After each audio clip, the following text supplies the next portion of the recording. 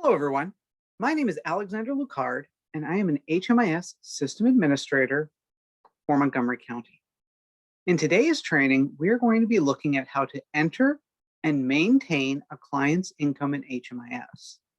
This is very important, and I can't stress how important it is because income is the easiest area to make errors in, but also the hardest to fix.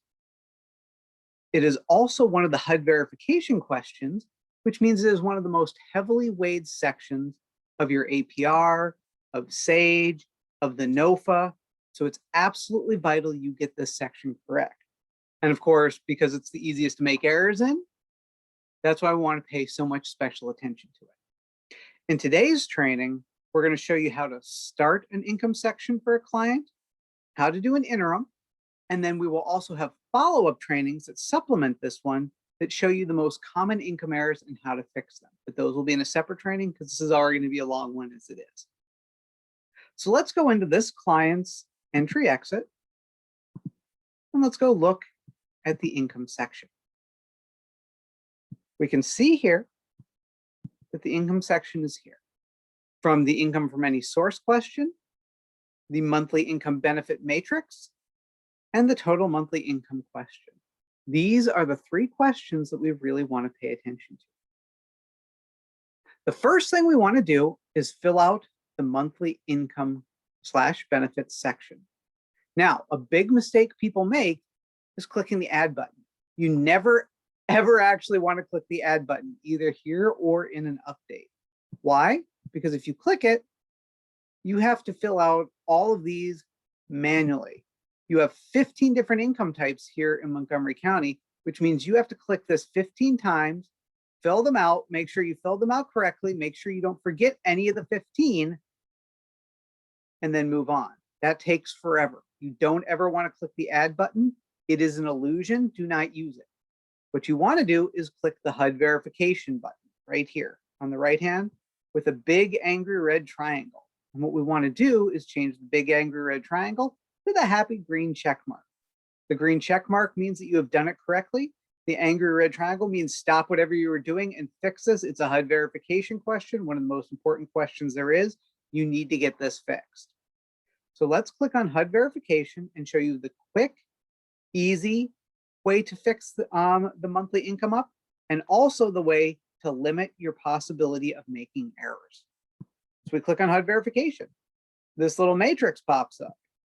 And as you can see, here's all 15 questions. And instead of having to fill out that big chart, you can just do yes, no, yes, no, yes, no. You want to fill out these buttons here with yes or no. We never want to use data not collected or incomplete. Data not collected and incomplete will keep that red triangle. And more importantly, it will raise a flag because you must have a yes or no answer to all of these questions. Data not collected means we as a program / agency did not bother to ask the question, which of course will raise a red flag. Data not collected is something you never want to see. So please don't use that. It will cause you a lot of trouble in the long term and maybe even the short term. So if we want to fill this out quickly, I click the no button, and bam, everything's under no, right? So now what we want to do is just choose which ones are yes. In this case, we're going to say that this client is getting $200 a month in earned income, which is a job. So the only one we're going to move is earned income from no to yes. And most of the time, you're only going to have one or two. You might have like SSDI and a little bit of earned income, or SSI and TANF, or something like that. But usually only one or two of these is going to be yes. The rest is going to be no, which is why we click the no button, finish things off. See how quick it was? Now we're going to do the earned income. We click yes. Monthly amount, we're going to say is $200. If other, please specify. We don't really have to worry about this in this case. Receive income source automatically pre-populates with yes because we click the yes button. Earned income pre-populates because we're in the earned income section. Again, these are things you would have to manually do if you click the add button. So this saves more time, prevents error. And now start date. The start date should be the same as your project start date, which is the day that the client agrees to join your program. That's a different date from housing move-in date. We covered the difference between housing move-in date and project start date in another training. So just remember that the start date is the same as your project start date because this is the client's entry into the program. What is their income as of the entry into the program? So if this client has been getting that income since 2011, we do not put in 2011. We use the start date, which is the project start date. It will pre-populate in the entry, and that's what we want to do. We only ever want to do the start date as the project start date. How much were they making on the day they came into the program? And the start date is the day they came into the program. All right. We don't put an end date in yet because the day they came into the program, there shouldn't be any end dates. Everything should be open-ended. We're going to hit save. And we can see here, no, no, yes, no, no, no, no, no, no, no.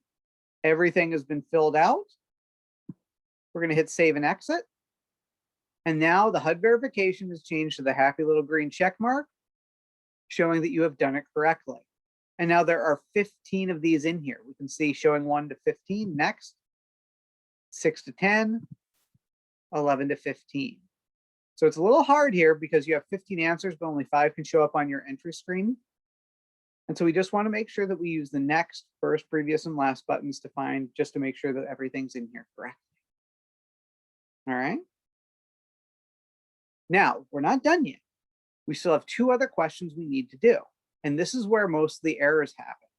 The most common errors that I see with income is people forget to do income from any source or total monthly income, or they forget that all 3 of these must match up. So the client hasn't earned income, right? So we can't leave this blank. Why? Because we'll get a blank versus yes, there's income, and that will create an error in your APR. We don't want this to be no, because again, no here, yes here is going to create a logical fallacy error in your APR, and you're going to get an error, and then you're going to look at this and go, oh, I filled out the income correctly. Why am I getting an error? It's because you have a no here. We want logical consistency between all 3 of these questions. So yes, 200, right? Yes, he's got income. Yes, he's got income. And then finally, total monthly income, we want this to be 200. So all of these match up. Yes and yes, 200 and 200. So if you put 20 here because your 0 just stopped working, you type too fast, again, you're going to get an error in any of the reports that you run because you're going to have $20 for total monthly income here and 200 for earned income. They aren't going to match up, and the system is going to flag it as an error. So these 3 need to match up. And again, the most common income error I see is that people either forget to answer these 2 questions or they don't match up with what's in the matrix. And we will cover those type of errors in another training, but I just wanted to briefly mention it here. So the income's all done, right? We've done the income from any source. We've got the monthly income benefits all filled out, all 15 of them, because we did that the right way by using HUD verification instead of add. And total monthly income works because we have 200 here and 200 here. So everything is good. We can scroll down and we can hit save, and we can hit save and exit because we have finished off that client. Now, what happens if we go back to this client and on May 1st, he's got an income change. He's come to us today. Today is May 10th at the time of my recording, and they go, hey, Mr. Licard, I actually had an income change. I got a raise, and now I'm making $500 a month instead of the $200 I was making. Well, we need to put that in HMIS. Anytime there is an income change, we need to put it in HMIS. Whether it's they get a raise, they lose a job, their SSDI changes, they get a disability benefit or SSI. What we want to do is we need to record every single one of these changes. And this is especially important for permanent supportive programs where the client stays in your program for years. Why? Because SSI changes every year. SSDI changes every year. Food stamps change every year. They change around January of the year. So every January, you should be putting in what's called an interim and updating their SSI, SSDI, and food stamps to the new dollar amount, even if it's only like a $10 increase. We want to get that in. Why? Because we want to show that we are paying attention to their income changes, and because even a slight income change might be enough to boost you from tier 2 to tier 1 in a ranking system. You want to make sure that you get all of those in, especially if someone does an audit of your program and they see, oh, well, hey, why isn't this guy's SSI changed in 5 years? It changes every year. Why haven't you done an interim for their SSI? We're going to give you a deficiency. So we want to make sure that you get all of those income changes in. So let's show you how to do that. What we're going to do is we're going to do an interim. And again, you want to do an interim for any change. Any change that happens to the client's account past that project start date, the date that they come into the program, we're doing an interim for. That includes housing move-in date, annual assessments, and of course, what we're talking about today, income changes. There are 2 ways to get to the interim. We can either go by the entry exit tab and we can click interims here, or we can go directly into the entry and click the interims here. Both ways get you there. Just depends on what you prefer. So we're going to do an interim. We're going to do add interim review. Interim review type. We're going to choose update. We only choose annual assessment when it's the year anniversary of the client being in the program, and a 30-day review when there's actually a 30-day review for your program needed. So we're going to do update. Now, today's date is May 10th, 2021, but we are going to say that the income change happened on May 1st. We want to set the interim date to the date the change actually happened. And this is true of any interim. So if the client comes to you and goes, Mr. Lucard, I had a change on May 1st, the review date of the interim needs to be May 1st, not today's date. All right. And we're going to hit save and continue. Now, what we want to do is make sure that we are in the HUD COC and ESG update 2020. And then we're going to scroll down and we're going to take a look at the income here.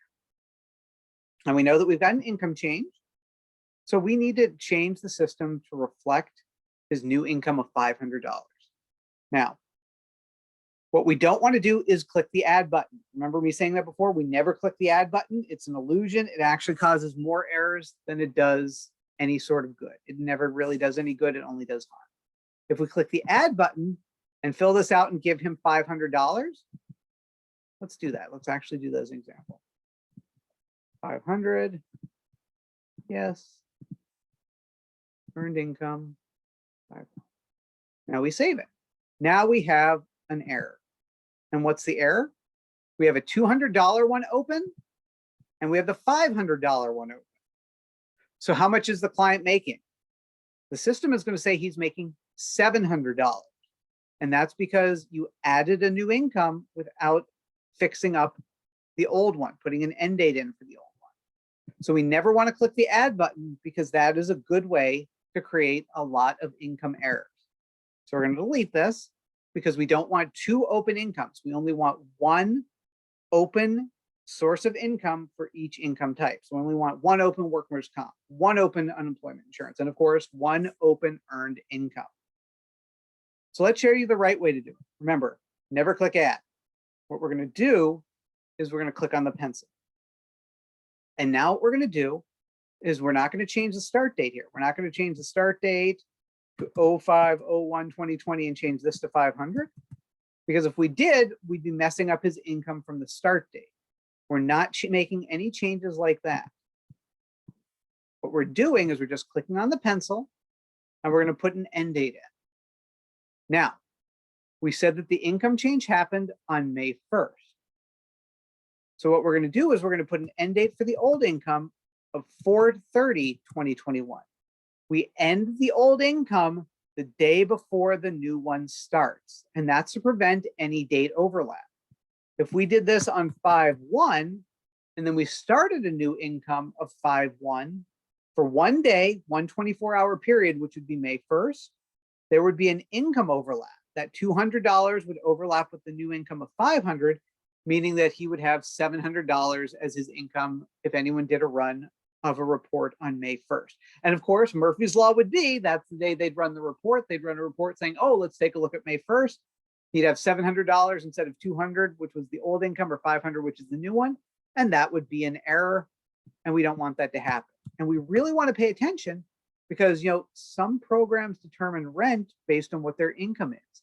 And the income you have to base that rent off of is what is an HMIS.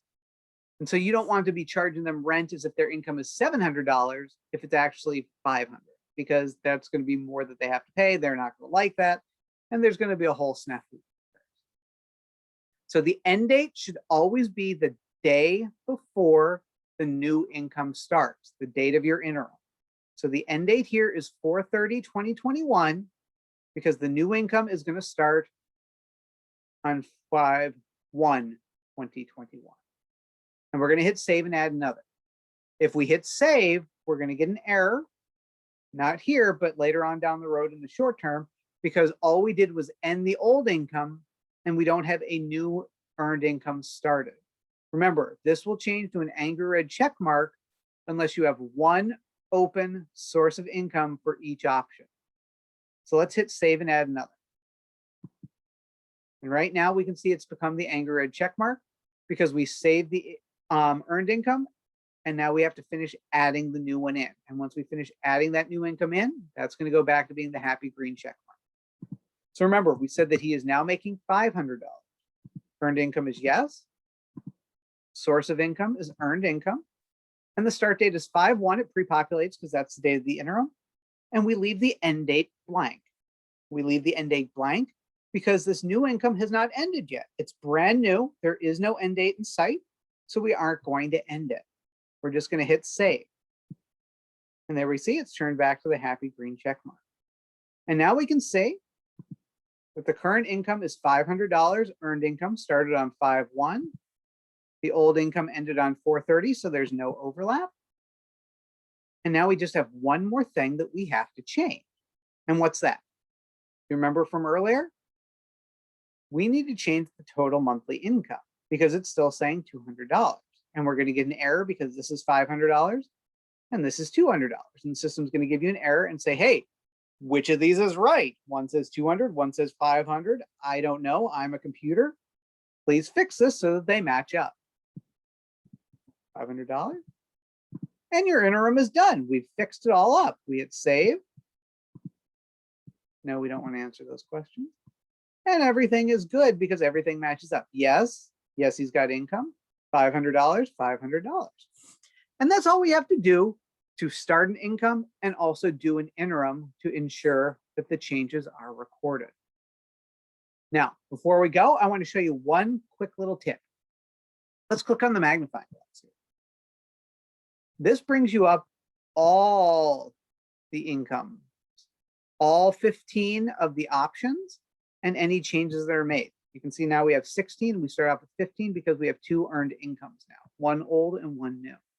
What I like to do is sort by source of income. We click on the button, and then we can see here's the history of alimony.